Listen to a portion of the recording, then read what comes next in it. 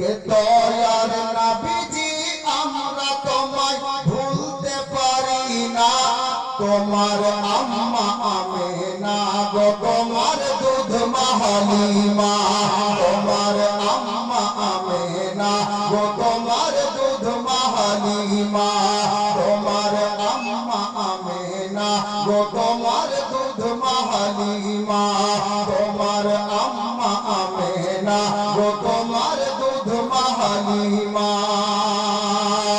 তুমি এলে মা আমেনার ঘরে ইয়া রাসূলুল্লাহ,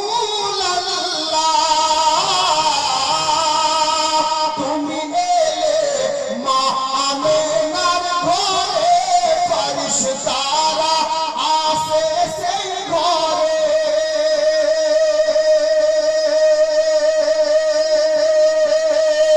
তুমি সিরাতে রাসূল মারিফাতের বুলবুল, তুমি সিরাতে রাসূল মারিফাতের বুলবুল, তোমার দুআ কবুল করতে খোদা দেরি করে না। তোমার আম্মা আমেনা গো তোমার দুধ মা হালিমা, তোমার আম্মা আমেনা গো তোমার দুধ মা হালিমা। দয়ার নবীজি আমরা তোমায় ভুলতে পারি না। তোমার আম্মা আমেনা গো তোমার দুধ মা হালিমা, তোমার আম্মা আমেনা গো তোমার দুধ মা হালিমা। মা হালিমা যখন আমার নবীকে মক্কা থেকে নিয়ে নিজের বাড়িতে তাইফে গেলেন, বাড়ির দৃশ্য দেখে মা হালিমা বলতে বাধ্য হয়েছিলেন কি, তুমি এলে মা হালিমার ঘরে ইয়া রাসূলুল্লাহ, তুমি এলে মা হালিমার ঘরে, খোদার করুণা ঝরে যে পড়ে। মা হালিমা বলে খোদার রহমত ঝরে, মা হালিমা বলে খোদার রহমত ঝরে, আমার ঘরে এলো বুঝি খোদার করুণা। তোমার আম্মা আমেনা গো তোমার দুধ মা হালিমা, তোমার আম্মা আমেনা গো তোমার দুধ মা হালিমা। দয়ার নবীজি আমরা তোমায় ভুলতে পারি না।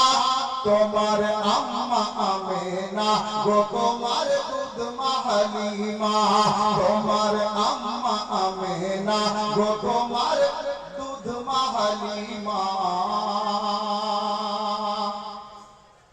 আল্লাহর নবী দিওয়ানা যত আছেন এখানে, আমি ওনাদেরকে বলছি ভাই মক্কার একটা ঘটনাকে, পূর্ণ ঘটনাকে শায়ের এখানে লিখেছেন কি, আল্লাহ আল্লাহ তুমি এলে মেসচরণে মা হালিমার ঘরে ইয়া হাবিবাল্লাহ, তুমি এলে মেসচরণে মা হালিমার ঘরে, মেঘেরা ছায়া পড়ে তোমার মাথার উপরে, আবার সর্প এসে হাওয়া করে গায়ে, আবার সর্প এসে হাওয়া করে গায়ে, ও গো কাপড় পাথর গায়ে শুধু তোমার তারানা।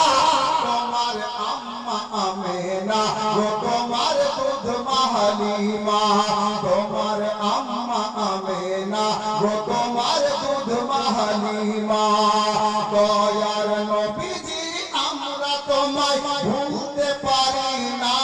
তোমার আম্মা আমেনা গো তোমার দুধ মা হালিমা,